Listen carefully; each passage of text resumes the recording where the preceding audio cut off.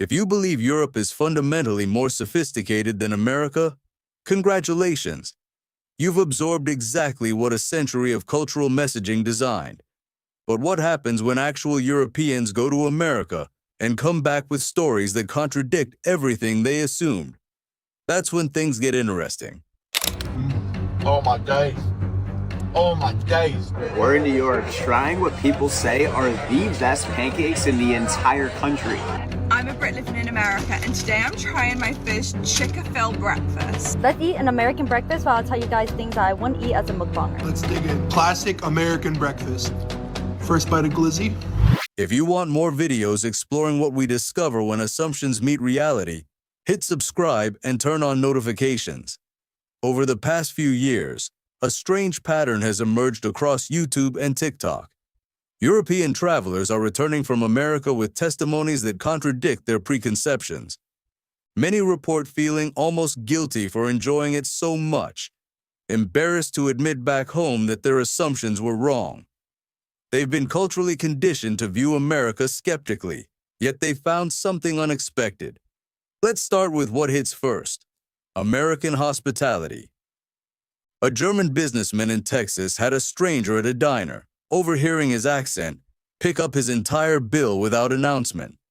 When asked why, the American simply said, "You're visiting our country." In Western Europe, this kind of gesture would feel uncomfortable, creating social debt. But the American performed it almost unconsciously, as patriotic generosity. A Swedish tourist documented a state trooper cracking jokes and taking selfies after learning he was a soccer fan. A Dutch couple in Kentucky had a local shopkeeper drive them 3 towns over to help them shop. These moments reveal something. American hospitality operates on a different logic than European formality. And this is my first time trying Cheesecake Factory. Hi, Vista, but these are for another job. The free water never gets old to me. Denmark, this would be like $8. Yeah. For what? Yeah, for water. For a glass of water. Is this free? Yeah. Here's the harder realization: the sheer scale of American infrastructure. An English tourist stood outside a Buck Seas gas station, literally unable to process what he was seeing. The building is larger than most European grocery stores, stocked with thousands of items, with marble bathrooms and pristine facilities. A German family noted that their local Walmart covered more square footage than the largest shopping district in their city of 100,000 people. This isn't luxury. It's space deployed as a solution to problems Europeans solve through efficiency. A French traveler was stunned not just by home size, but by the assumption that every house should have a lawn, garage, air conditioning, and basement. In Paris, you fight for every inch. Here, space exists almost like a shared resource. Would you rather live in a system optimized for efficiency where you own less, or one optimized for abundance where you have more? These are some things that have shocked me to my core about America after being here for nearly a month. As someone who grew up in Europe, especially in Germany, there's something so cool about American suburbs, and I don't think Americans are realizing that. It's one of those places that you know it's real, but it feels like mythical. America, are you ready to see the influence you have? The infrastructure extends into smaller details that accumulate into cultural statements. American highways have rest stops with museums and facilities every 50 miles. Swedish highways have them every 100 kilometers, mostly outdoor parking. Trucks themselves are cultural artifacts. A German engineer couldn't believe pickup trucks weren't exclusively industrial vehicles, but family cars for people with desk jobs. In Germany, this would read as embarrassing. Here, it's normal. This abundance looks different when Europeans encounter American geography. A French couple driving through Nevada underestimated not just miles, but time. A 4-hour European drive might cross an entire country. Here, it barely crosses one state. Yellowstone is larger than several European countries. A Danish tourist at the Grand Canyon described disorientation. In Denmark, even the oldest buildings are human scale. Here, the landscape itself predates human civilization, vastly larger. An Italian visiting the Pacific Northwest was overwhelmed by untouched forests so vast that human infrastructure appears only every 100 miles. In Europe, wilderness is preserved and managed. Here, it simply exists as the default condition.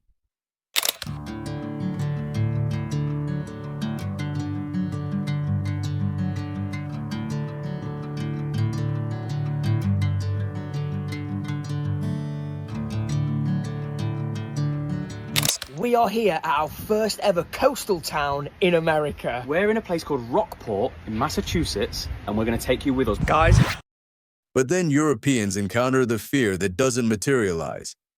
Crime statistics and gun violence justify European moral superiority about American danger. Then visitors actually arrive in America. A British tourist to Los Angeles expected dystopian sprawl from films. Instead, he found clean beachside neighborhoods with parks and families jogging without visible fear.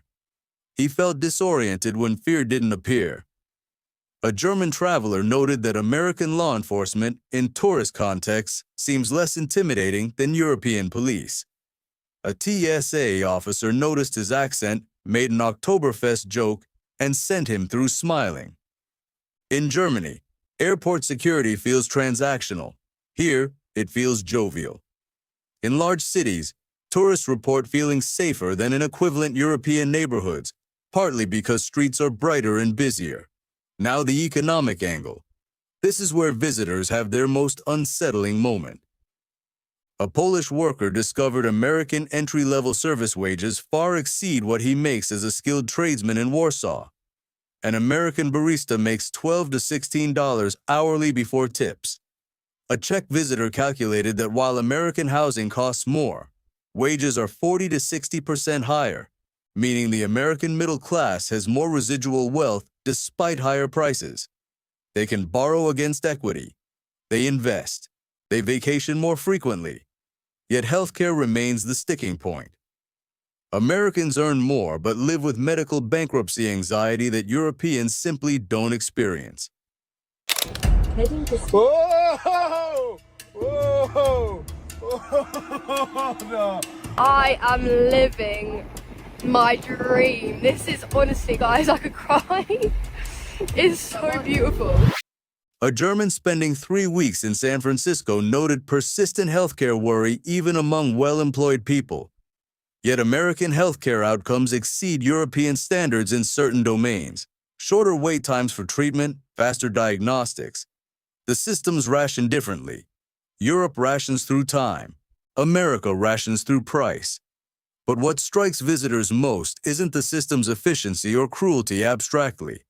It's that despite precarity, most Americans believe in it, compete within it, expect personal improvement. A French visitor found this belief almost religious in earnestness. But here's what really unsettles European visitors: the patriotism. Not militaristic nationalism, but genuine pride in their country. The flags on houses, the national anthem sung with sincerity. The assumption that diversity in size and history are inherently worth celebrating. In Europe, nationalism is treated as dangerous, constrained through supranational institutions. But American patriotism feels like civic religion, something binding people together across divides. I literally love all the American flags on the houses. Hi, Stormy. It's just so peaceful, like every single morning. It's so quiet and just listening to the birds and crickets. It's so nice. I will forever love the long driveways. But unfortunately, we chose a house that doesn't have a long driveway. The squirrels in the tree eating their nuts. Everybody's grass is supposed to look like this, not that. Your grass does have to be kept at a tidy length and you can receive a HOA violation if it's not. A Scottish observer at a World Cup match was struck by how comfortable Americans were wearing patriotism. A German noted that small-town patriotism wasn't subtle. It was visible in flags and parades. And this is what European visitors find embarrassing to admit. It's beautiful. It's emotionally powerful.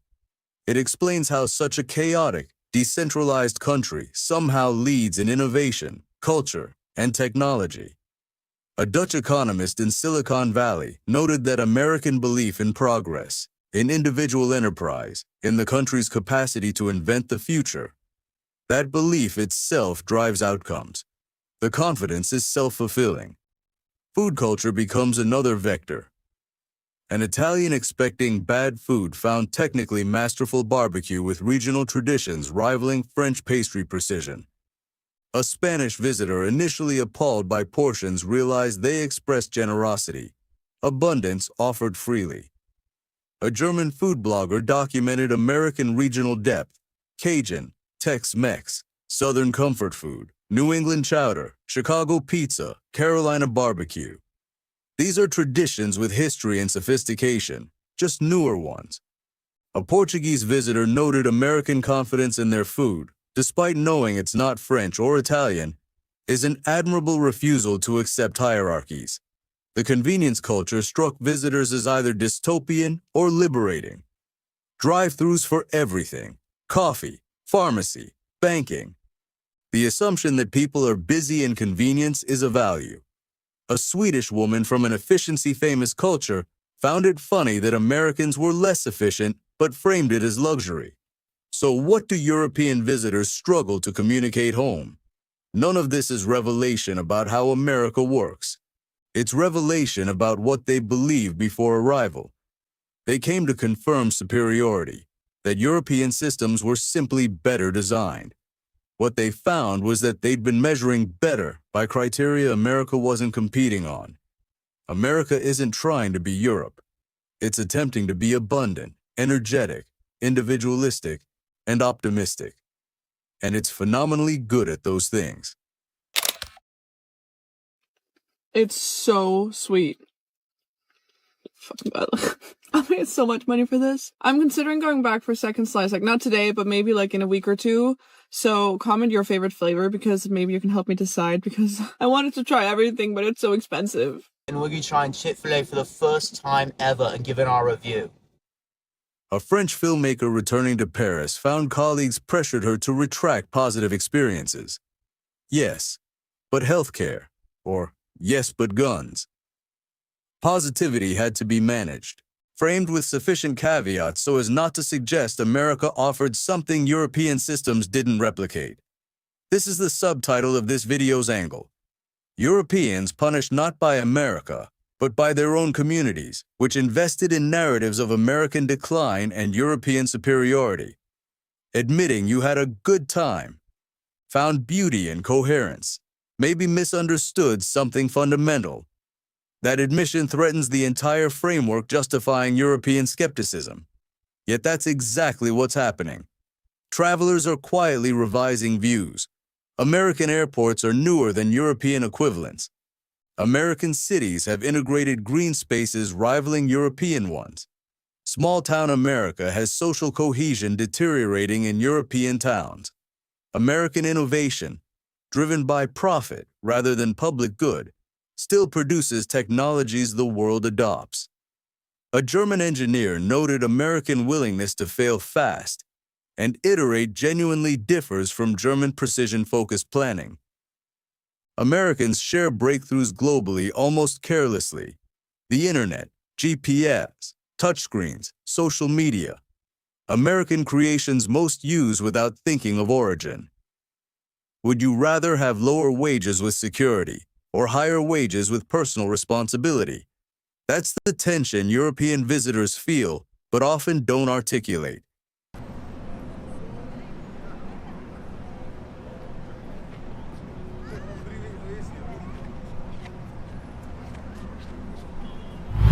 Here's what's significant: the collision between what people are told and what they experience. For decades, European position held that America represents a failed alternative to the European model, where capitalism runs unchecked. Those critiques contain truth. American healthcare is more expensive, crime rates higher, inequality wider. But the inverse is also true. American upward mobility is easier, opportunity more accessible, enthusiasm about the future more infectious. The European narrative sold one answer as obviously correct. Experience suggests it's more complicated. A Swedish social worker in San Francisco found homeless individuals with optimism about working their way out. She found it heartbreaking and uplifting simultaneously. Worse off materially than Swedish counterparts, yet holding hope for personal reinvention. Sweden guarantees a floor, but limits ceiling. America provides a low floor, but unlimited ceiling. The World Cup 2026 accelerates this process. Millions arriving with preconceptions will leave with revised views. Some confirm criticisms. Many experience generosity, abundance, optimism, infrastructure, scale that forces rethinking. They know something returning home. The American model, whatever failures, is more internally coherent than European critique usually allows. For many, that knowledge brings social friction. Admitting that you found America admirable. In your culture invested in explaining why it's fundamentally inferior. Risks being perceived as naive, fallen for marketing, failed to maintain critical distance. The punishment isn't formal, it's social, intellectual, tribal. Yet the pattern persists. Video after video, European travelers upload testimony that doesn't fit the pre-approved critique. The revelation isn't that America is better than Europe. It's that both solve different problems, succeeding in certain domains while failing in others. America produces more innovation and individual opportunity at the cost of security and cohesion. Europe produces security and cohesion at the cost of innovation and possibility. Neither is objectively right. They're different bets about what happiness requires, what European visitors experience. Hospitality, scale, abundance, optimism is the appeal of those bets, the seductiveness of believing in possibility and progress, the warmth of a society not yet giving up on pursuing the future aggressively and enthusiastically.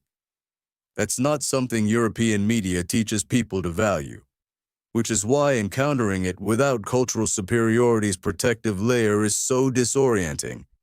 If you've watched this far, you're someone interested in how culture shapes perception, how travel disrupts assumptions, and what happens when narratives meet experience. Like this video, share it with someone who loves traveling or curious about cultural contrasts. Subscribe and turn on notifications so you never miss a deep dive like this. Drop a comment if travel challenged your own assumptions or if you've encountered media narratives that reality contradicted. Finally, this video synthesizes YouTube reactions, travel vlogs, social media threads, and anecdotes from real travelers documented online. It's not comprehensive assessment of either Europe or America, or proof one system is superior. Individual experiences vary enormously. European life is sophisticated. American life is ambitious and abundant. Both have real costs and benefits. This video explores how European travelers' preconceptions collide with American reality and what that reveals about our narratives and beliefs. It's observation about a pattern in how people revise beliefs encountering experience directly, not universal truth.